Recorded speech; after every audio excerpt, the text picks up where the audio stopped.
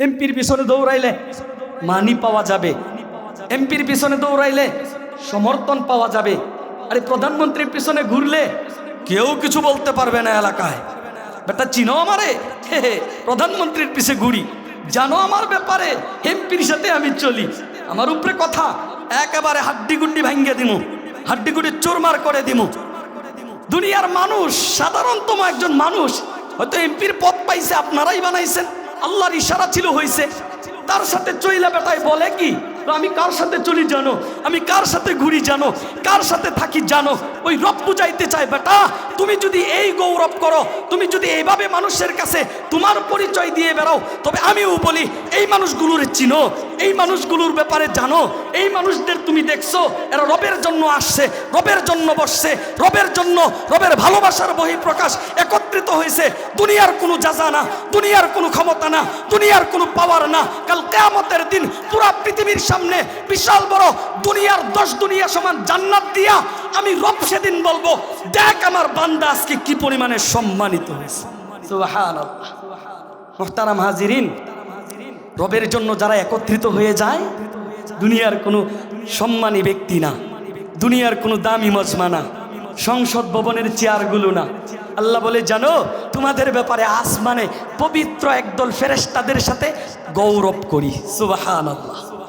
তোমরা আমার জন্য একত্রিত হয়ে যাও, তো আমি পবিত্র একদল ফেরেশতা আসমানবাসীর সাথে গৌরব করি, গর্ব করি, তোমার ব্যাপারে আলোচনা করি, তোমার পবিত্রতার বর্ণনা করি। তুমি বান্দার ব্যাপারে আমি রব তখন চিৎকার দিয়ে বলি, ও ফেরেশতারা তাকায়া দেখো, এই বান্দাগুলো গুনাহ করে, অপরাধ করে, এই বান্দাগুলো আমি মালিকের নাফরমানি করে, কিন্তু দিন শেষে বুঝে দুনিয়া ছেড়ে চলে আসতে হবে, মালিকের সামনে দাঁড়াতে হবে।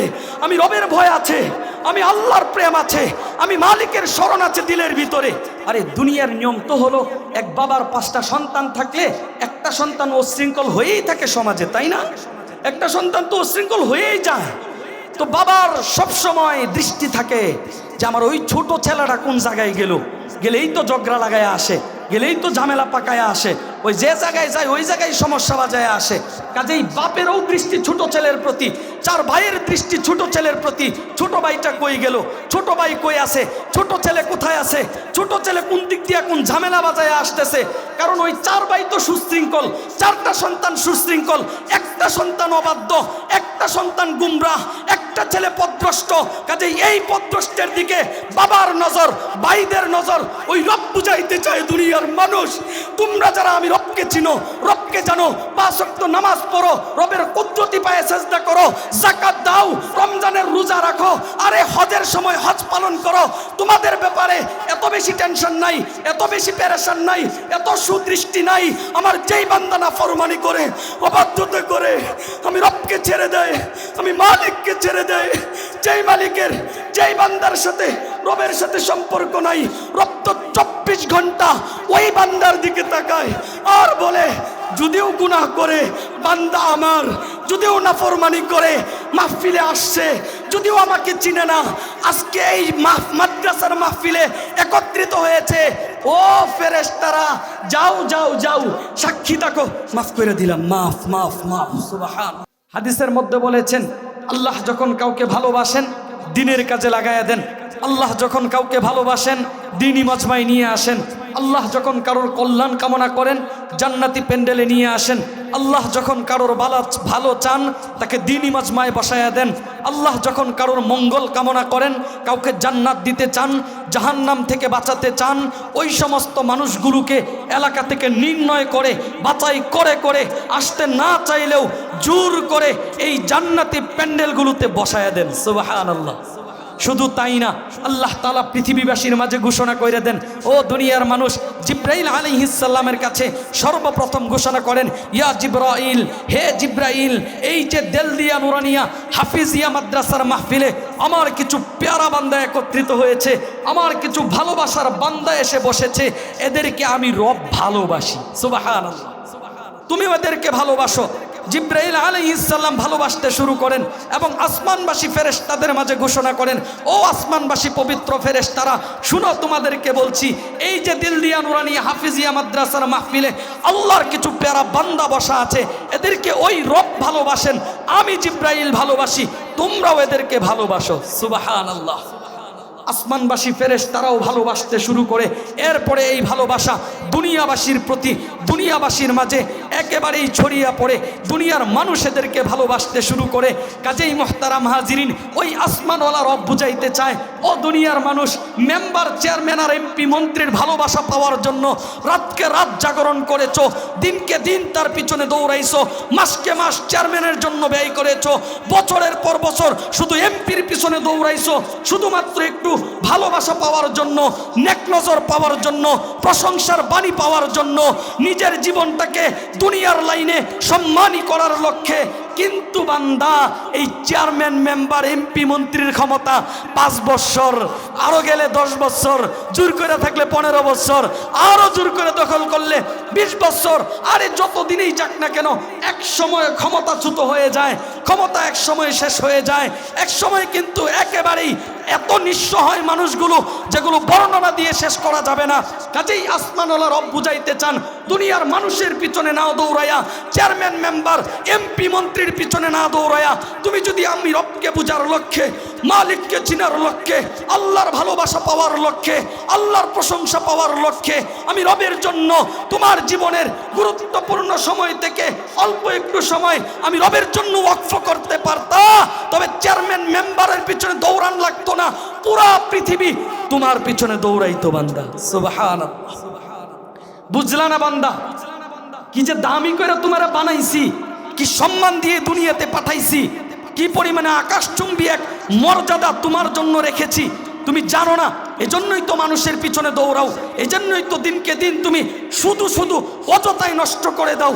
যদি নিজেকে চিন্তা, যদি তোমাকে বুঝতা, যদি তোমার নিজেকে জানার চেষ্টা করতা, তবে বিশ্বাস করো বান্দা, আমি রবকে খোঁজার মাধ্যমে, আমি রবকে চিনার মাধ্যমে, আমি রবকে পাওয়ার মাধ্যমে, আমি রবকে তালাশ করার লক্ষ্যে, এই দিনই মজমাগুলোতে বসার লক্ষ্যে, নবীর হাদিসগুলো শোনার মাধ্যমে পুরা পৃথিবীব্যাপী তোমার এক আলাদা গ্রহণযোগ্যতা, ভালোবাসা ছড়িয়ে পড়তো। সুবহানাল্লাহ। মুহতারাম হাজিরিন, এত বেশি বরকত, এত বেশি মর্যাদা, এই মাহফিলের এত বেশি দাম, অর্ধরাত্র চলে যাবে, বর্ণনা দিয়ে শেষ করা যাবে না। আমি শুধুমাত্র আপনাদেরকে টাচ দিয়ে যাচ্ছি, যদি একটু মনোযোগ দিয়ে বোঝার চেষ্টা করেন, যদি একটু দিলের কান দিয়ে শুনেন।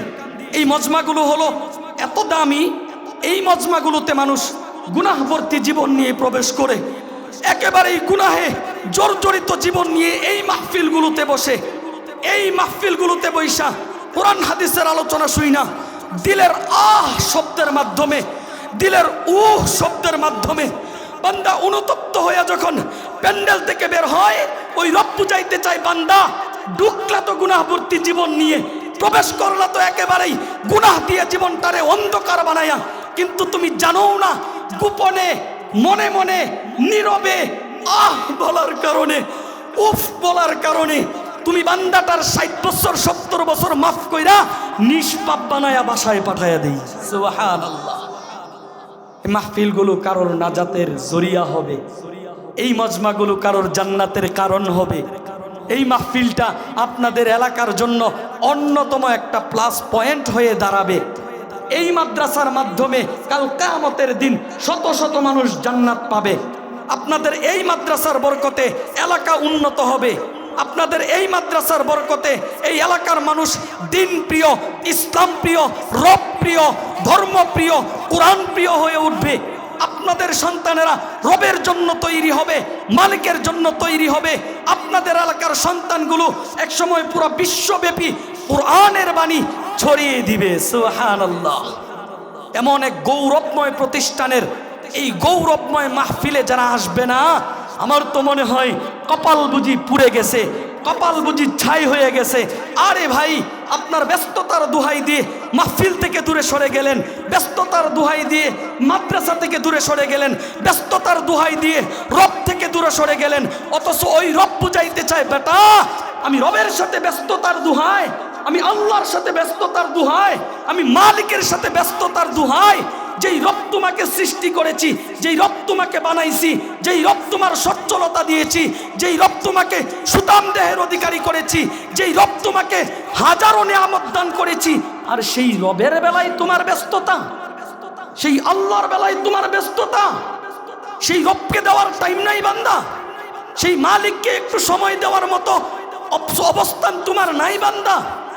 হায় হায়, কার সাথে কিসের হিসাব, কার সাথে কি অজুহাত, কার সামনে কেমন অজুহাত পেশ করে বান্দায়, কার কাছে কি উপস্থাপন করে বান্দায়।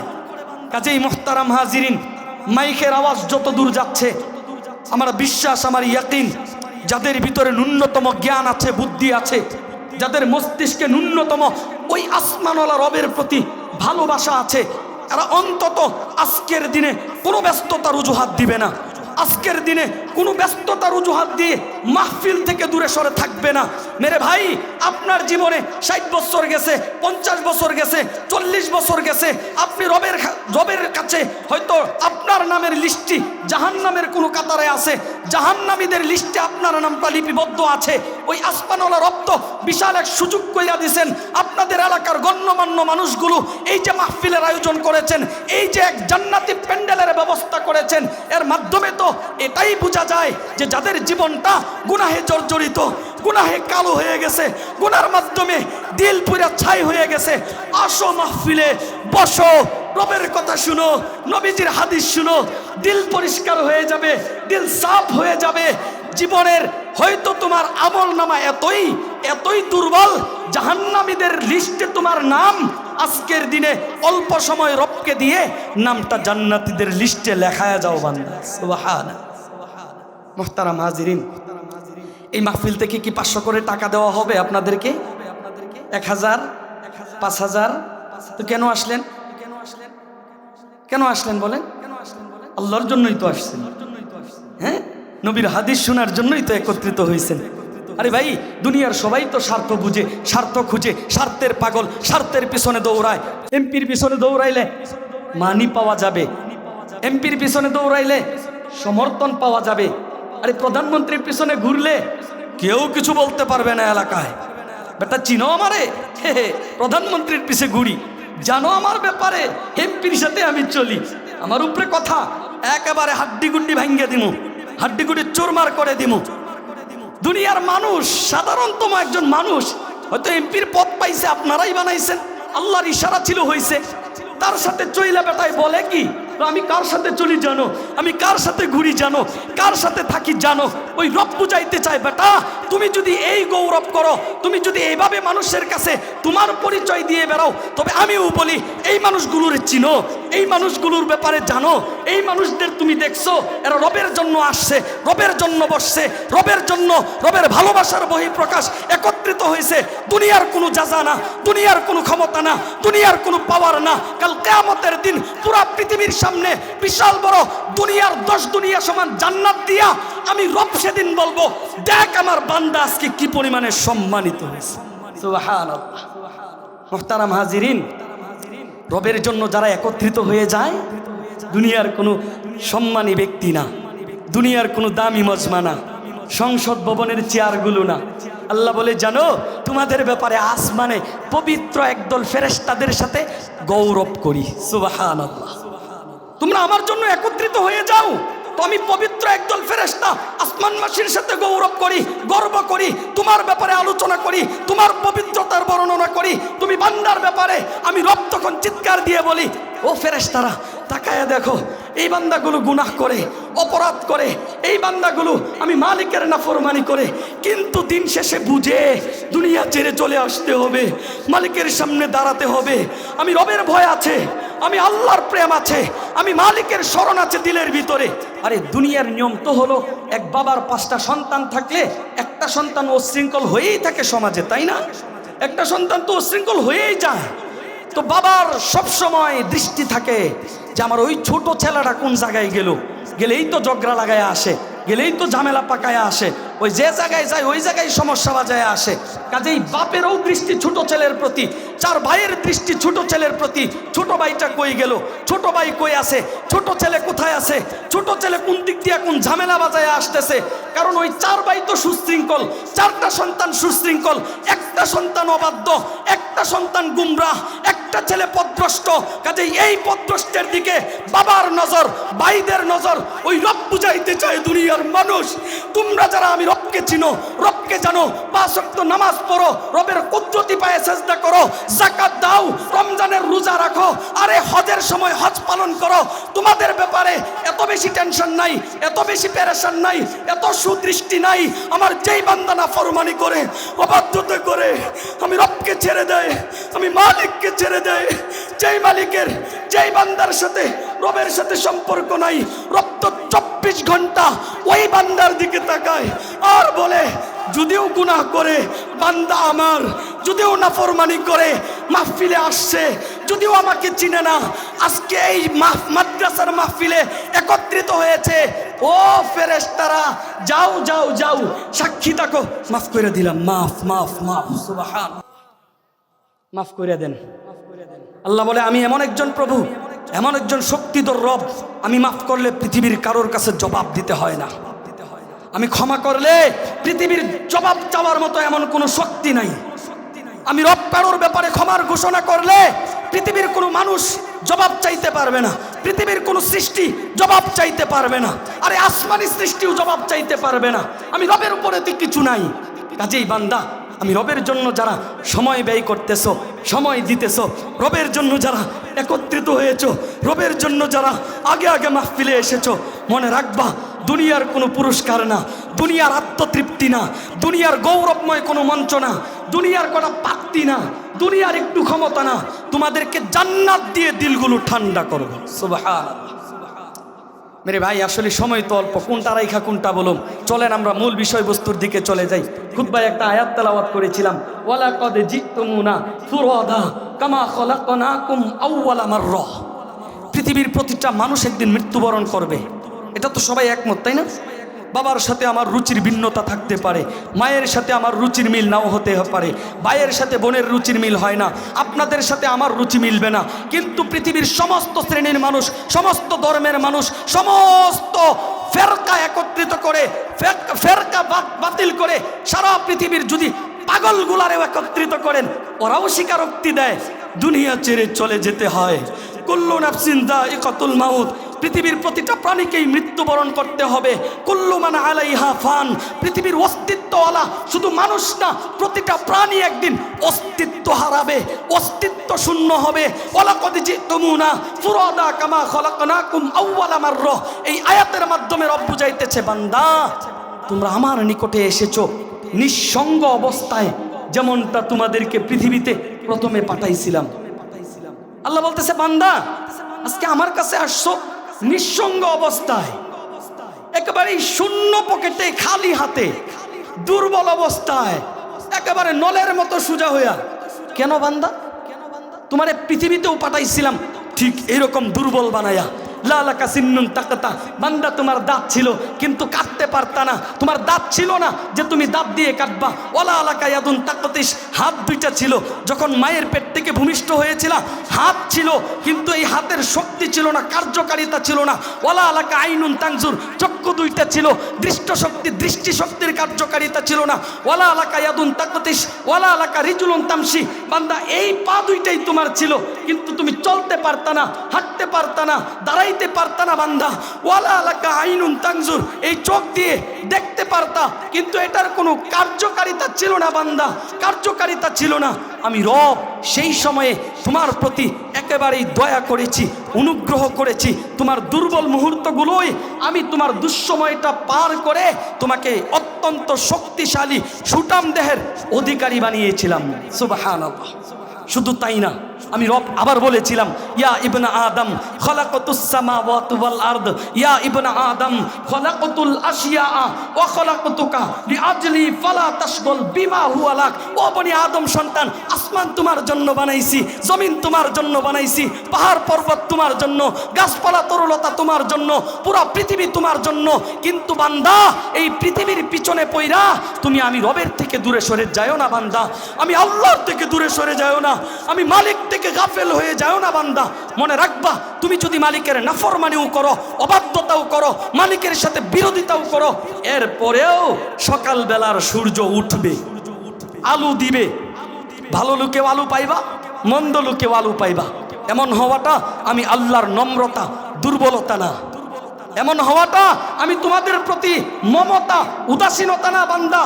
এত কিছু দান করেছি, তুমি বান্দাকে বলেছি যে বান্দা, পুরা পৃথিবী তোমার পিছনে ছুটবে, পুরা পৃথিবী তোমার অনুগামী করে আমি বানিয়েছি, তোমার অনুগামী করে পুরা পৃথিবীকে পাঠাইছি, পুরা পৃথিবী তোমার পিছনে ছুটবে, তোমার পিছনে দৌড়াবে, তোমার অনুগামী হবে, তোমার খেদমত করবে। তুমি বান্দা আমার খেদমত করবা। সুবহানাল্লাহ। এটা আল্লাহ তাআলা স্পষ্ট বলে দিয়েছেন। আল্লাহ বলতেছে, পৃথিবীর কোন সৃষ্টি কি জন্য বানাইছি সেটা তোমার জানার দরকার নাই, বুঝার দরকার নাই, কিন্তু এতটুকুন বুঝো, ওয়ামা খলাকতুল জিন্না ওয়াল ইনসা ইল্লা লিয়াবুদুন। বান্দা, তোমাকে বানিয়েছি শুধুমাত্র আমি রবের কুদরতি পায়ে সেজদা করবা, আমি রবকে ডাকবা, আমি রবকে চিনবা, আমি মালিককে বুঝবা, কুরআন পড়বা, দুনিয়ার জীবনে আমি রবের হুকুমগুলো বাস্তবায়ন করবা। এটা হলো তোমার কাজ। সুবহানাল্লাহ। এটা তোমার কাজ। ওই যে ওয়ালাকাদ জিতুমুনা ফুরাদা কামা খলাকনাকুম আউওয়ালা মাররা।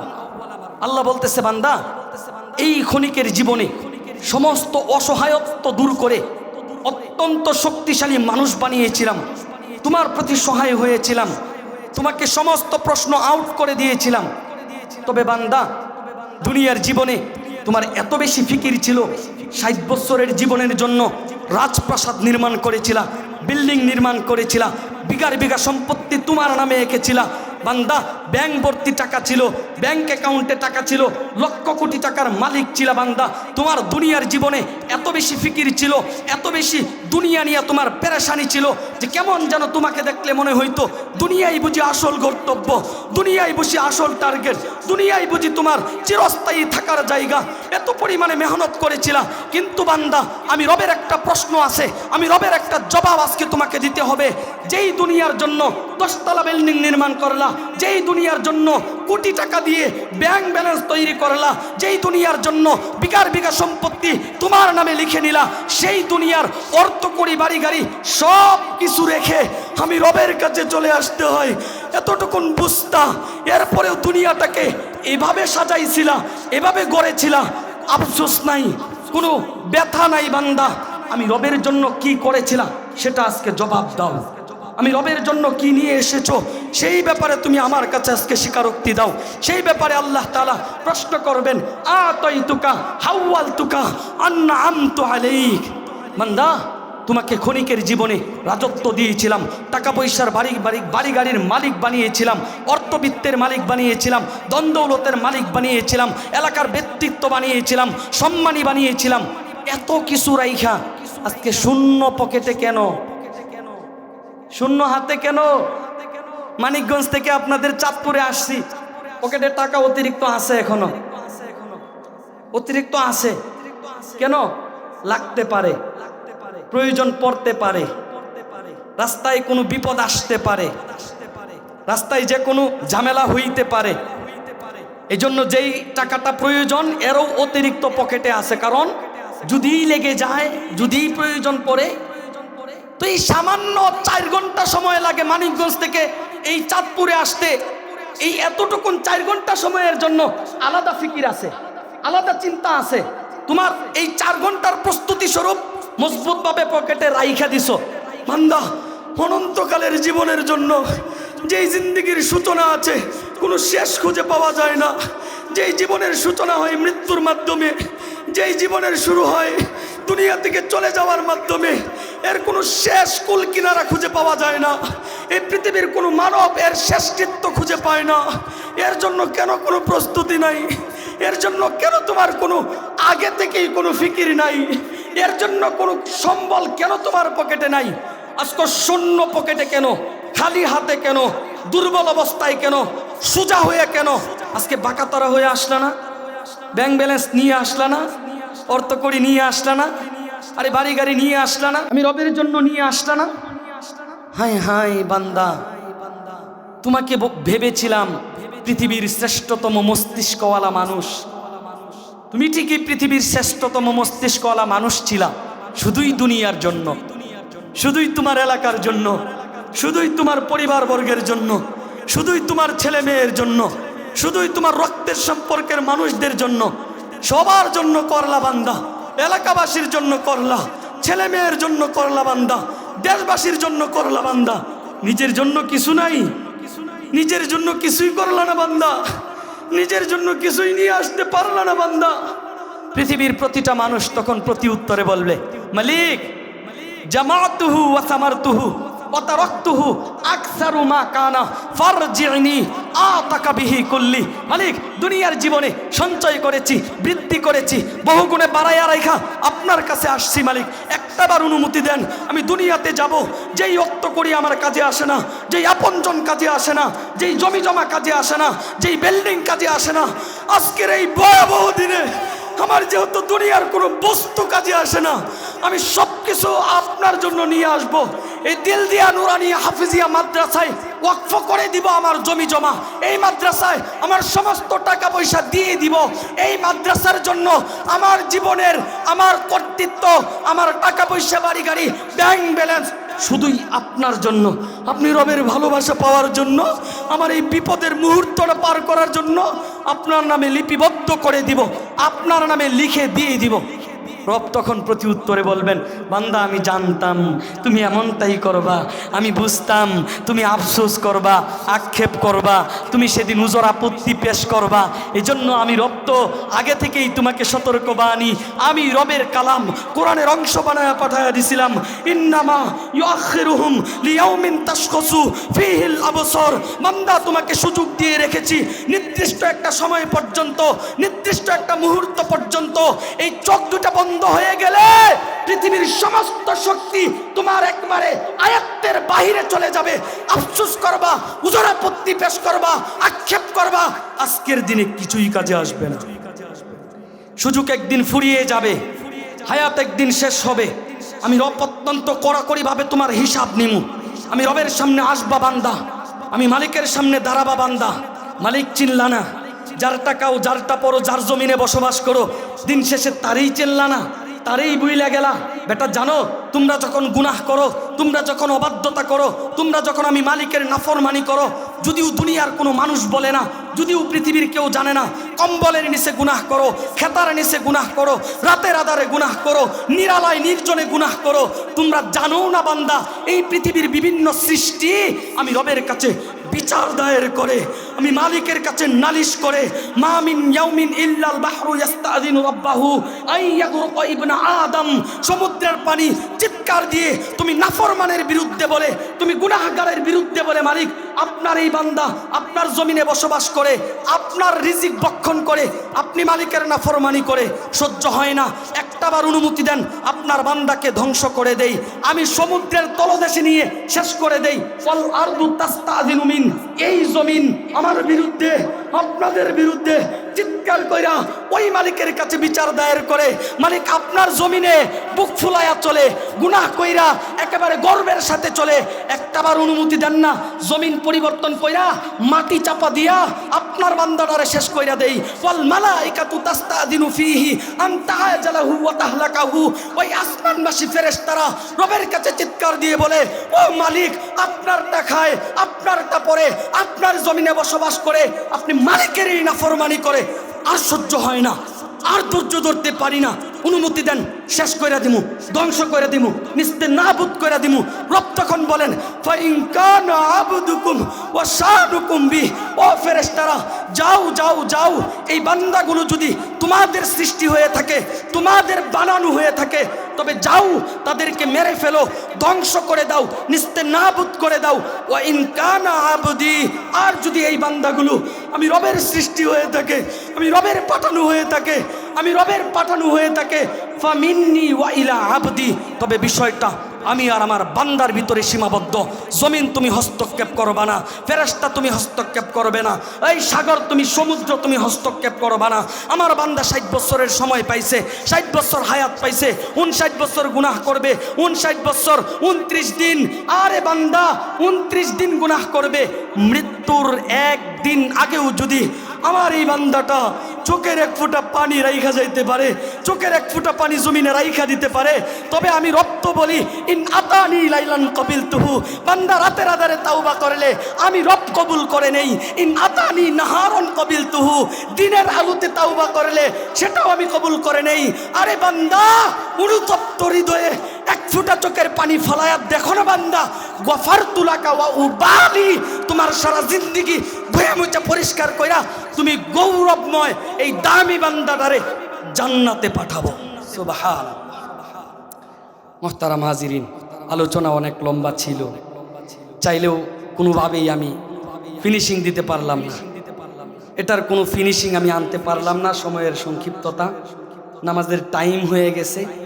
আল্লাহ তাআলা যদি হায়াতের জিন্দিগিতে বাঁচিয়ে রাখেন, আপনাদের আশেপাশে কোথাও যদি কোনোদিন কবুল করেন, তাহলে আসবো, দিল খুলে আলোচনা হবে ইনশাআল্লাহ। আর যদি কোনোদিন আশা না হয়, তবে আপনাদের একজন মুসলমান ভাই হিসেবে, আপনাদের একজন হিতাকাঙ্ক্ষী হিসেবে, আল মুসলিম ও আখুল মুসলিম, আপনার ভাই হিসেবে ইমানের দাবিতে আমি আপনাদের কাছে দোয়া চাবো।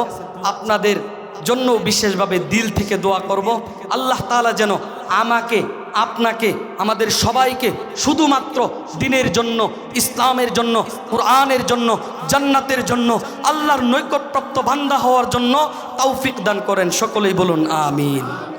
ওয়া আখির দাওয়ানা আনিল হামদুলিল্লাহি রাব্বিল আলামিন। আসসালামু আলাইকুম ওয়া রাহমাতুল্লাহি ওয়া বারাকাতুহু।